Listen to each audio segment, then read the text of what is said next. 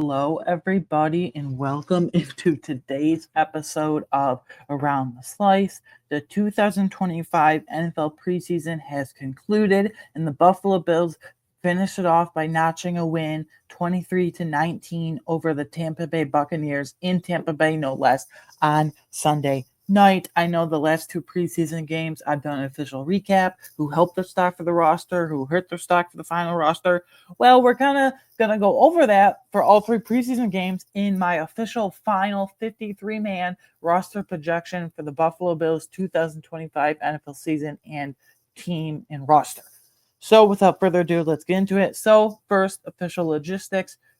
53-man rosters, all 32 teams across the league have to get down from 90 to 53 by Tuesday, August 26th at 4 p.m. Eastern, as it is every year, the last Tuesday, the second to last Tuesday before the NFL season starts. This year, that again, Tuesday, August 26th at 4 p.m. Eastern. So with each position today, I'm going to go through what players are making it in my projection, what players are cutting, and what players hurt themselves in preseason, and what players help themselves. So without further ado, let's start with the most important position on the field, which is obviously QB, quarterback. So obviously we have Josh Allen, just won MVP. He may win back-to-back MVPs, but the talk of the town, if you will, this whole training camp and this whole preseason has been who's going to make the 53-man roster as the QB2, and who's going to be the QB3 / practice squad guy.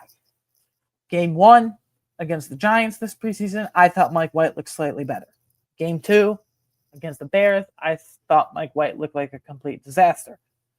If Mitch Trubisky didn't say a single snap, I would still say Mitch Trubisky makes the roster. So spoiler alert, I do have Mitch Trubisky as my QB2.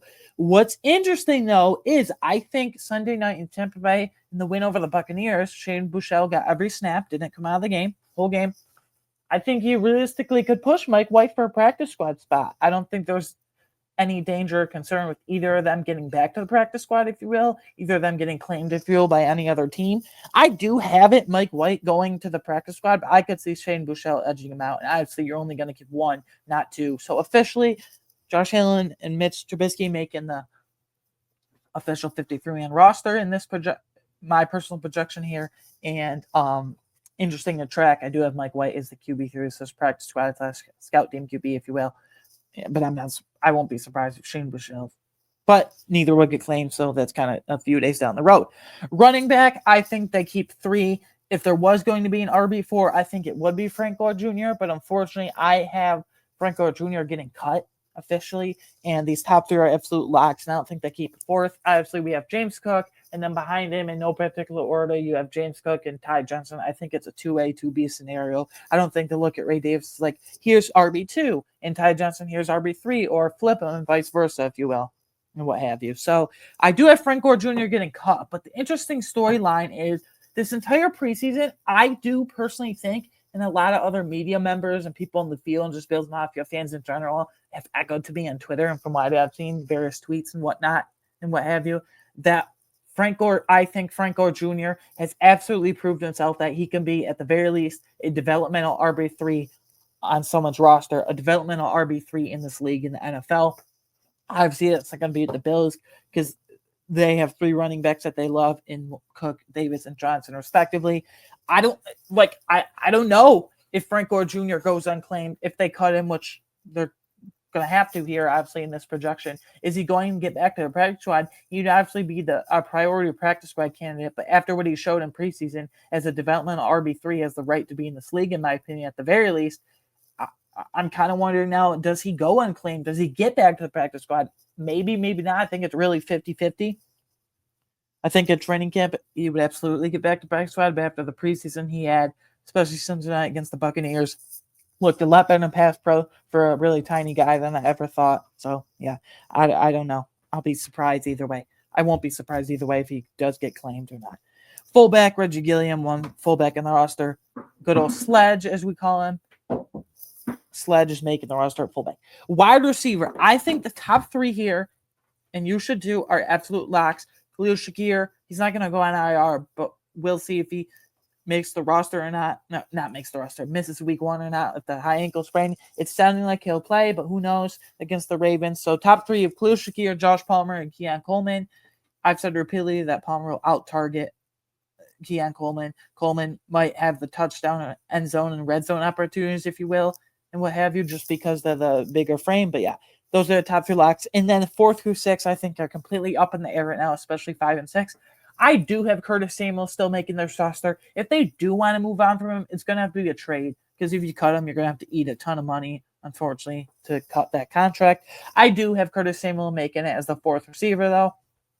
He's been injured this whole preseason. They didn't even travel with the team on Sunday night to Tampa Bay and that win over the Buccaneers, if you will, because in illness, unfortunately. And then wide receiver 5, I do have Elijah Moore. I think he had a pretty disappointing preseason, though. He's pretty non-existent, other than showing off some really nice run after catch ability and yak ability, if you will, against the Buccaneers on Sunday night. The first game against the Giants, he was non-existent, didn't get a single target, although he did get open. Trubisky / Mike White just didn't see him, mainly Trubisky. In the second game, though, he had a couple of drops. He misread his blocks. He ran wrong routes to have Zach Davidson get a penalty or 2. So I'm tentatively putting this roster on, or our wide receiver 5, Elijah Moore. And the wide receiver 6, I think there's a few candidates here. I think it's between Tyrell Shavers, Laviska Shenault, and KJ Hamler. And I guess you could say Christian Wilkerson has a fighting chance, if you will, but it's mainly between those 3 I mentioned. First, I'm giving it to Tyrell Shavers, man.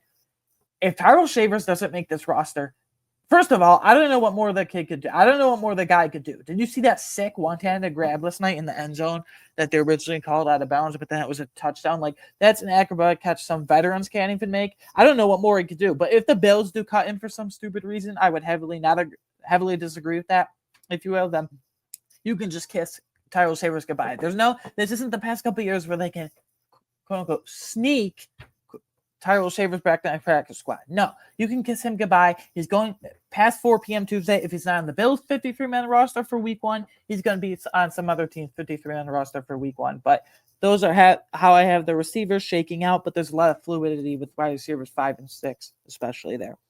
Tight end, I think there's 3 absolute locks here, and I don't see them keeping a 4th. You have Dalton Kincaid for the receiving ability, Dawson Knox for the blocking ability, and Jackson Hawes for the blocking ability. Maybe a bit receiving upside, not in year 1, probably, though, but high-end special teamer. So I do have them cutting Zach Davidson, Khalil Kulatu, and Matt Sokol. Now, the storyline this preseason has Zach Davidson struggled mightily.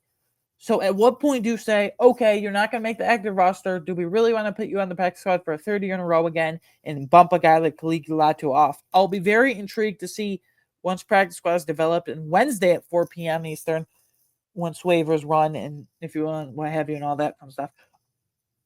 I will be interested to see who makes the developmental 4th tight end spot in the practice squad.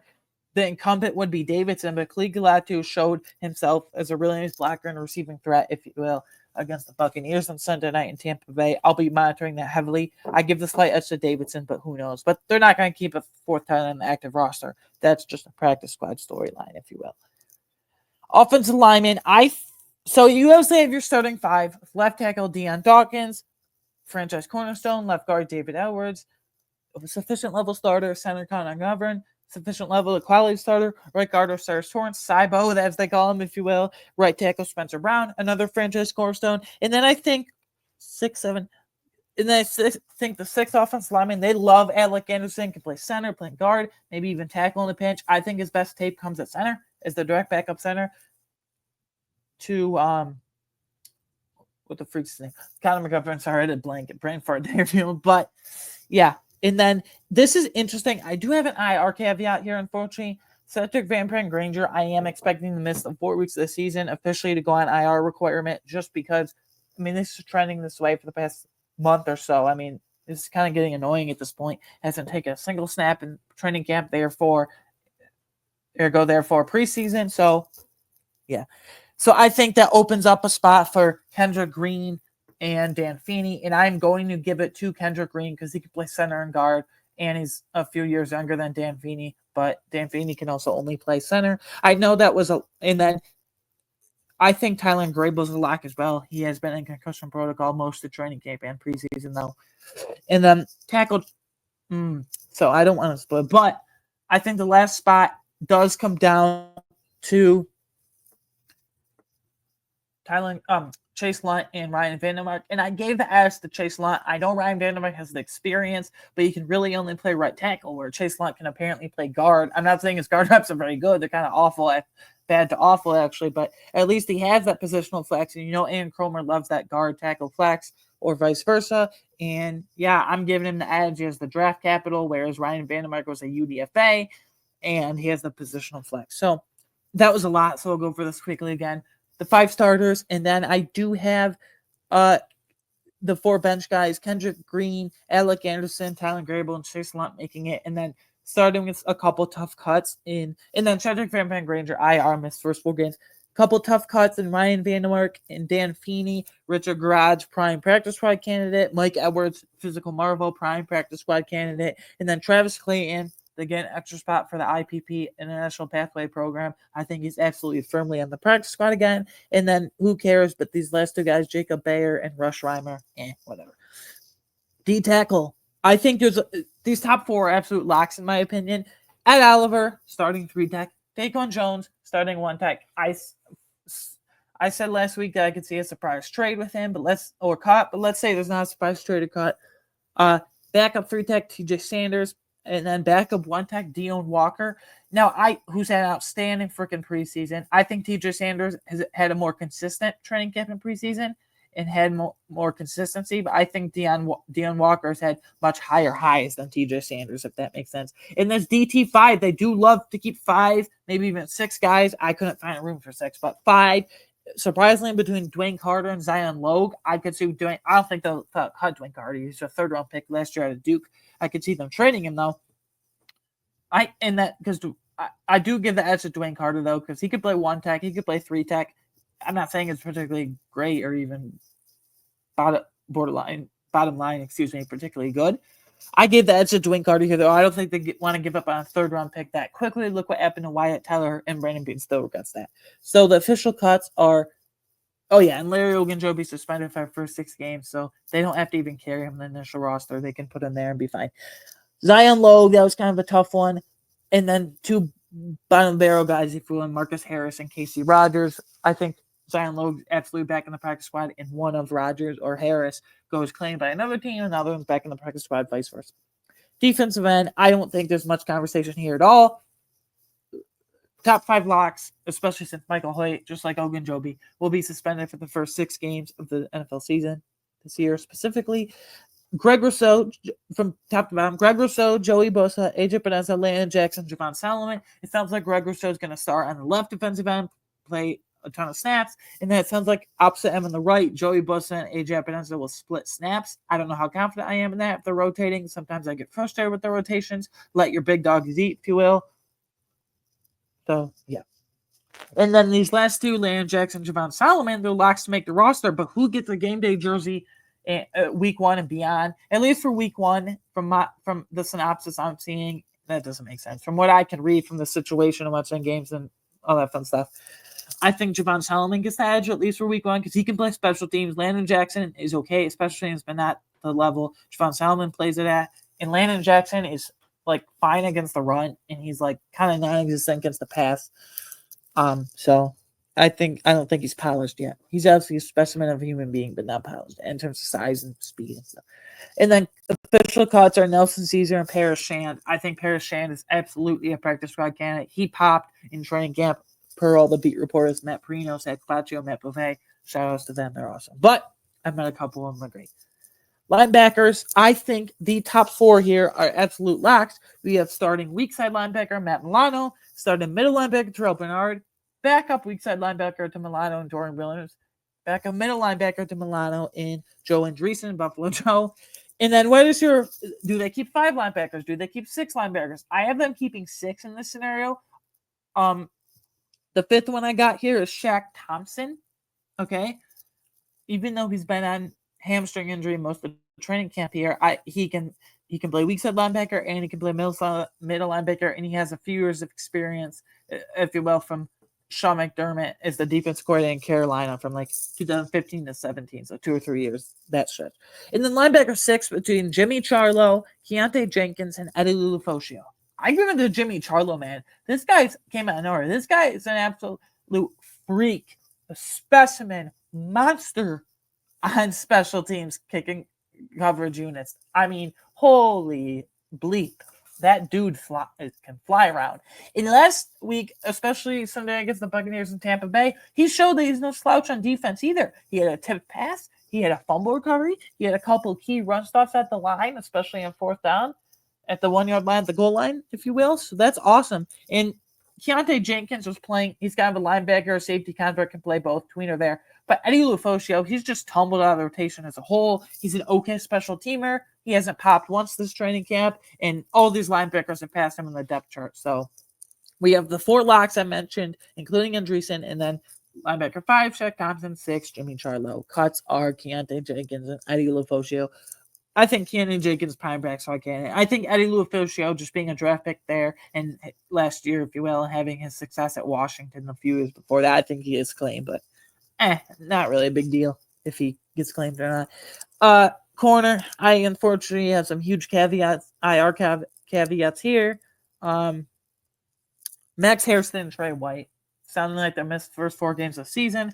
Brandon Beane was talking to some of the media technically an interview, if you will, last night before the game. He says, listen, we'll make a decision on Max Hairston this week, whether to keep on the roster or not. In my opinion, if they're even thinking about that, especially if he's a rookie, if you're even thinking about it, you might as well just put him on IR out for 4 games. And then Troy White, he said he had a low leg injury, probably not for the season, but again, that's very concerning at this point in the literally preseason's over now, and a week. Bill's first game is like in 2 weeks from today exactly. So Max Hairston, Trey White. So there's that. But obviously, Christian Bevitt's a lock, CB1. And then who's going to be CB2? I think it's between, and then Taylor Johnson a slot. I don't think Dorian Strong has a shot at CB2. I think he can fill in here and there if needed. Probably not, though. High-end special teamer. I think CB2 is between Dane Jackson and Jamarcus Ingram.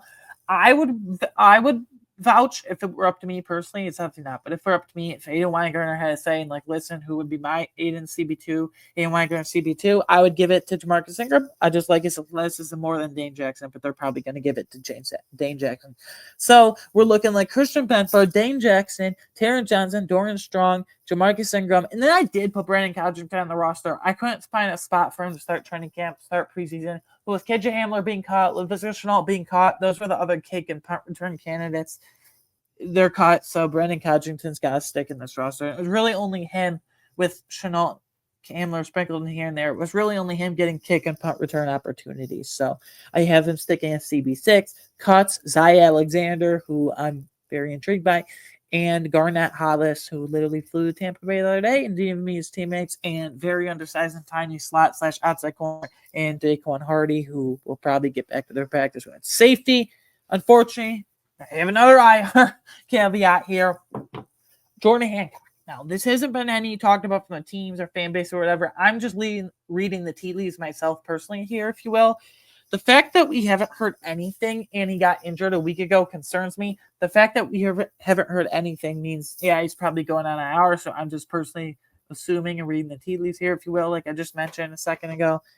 So Jordan Hancock, IR. That leaves only 4 safeties, in my opinion. Taylor Rapp, Cole Bishop, DeMar Hamlin, Cam Lewis. I'm still not comfortable with Cole Bishop being the full-time starter at free safety opposite Taylor Rapp. So I'll talk about some intriguing free agent options in a minute. And then IR Hancock.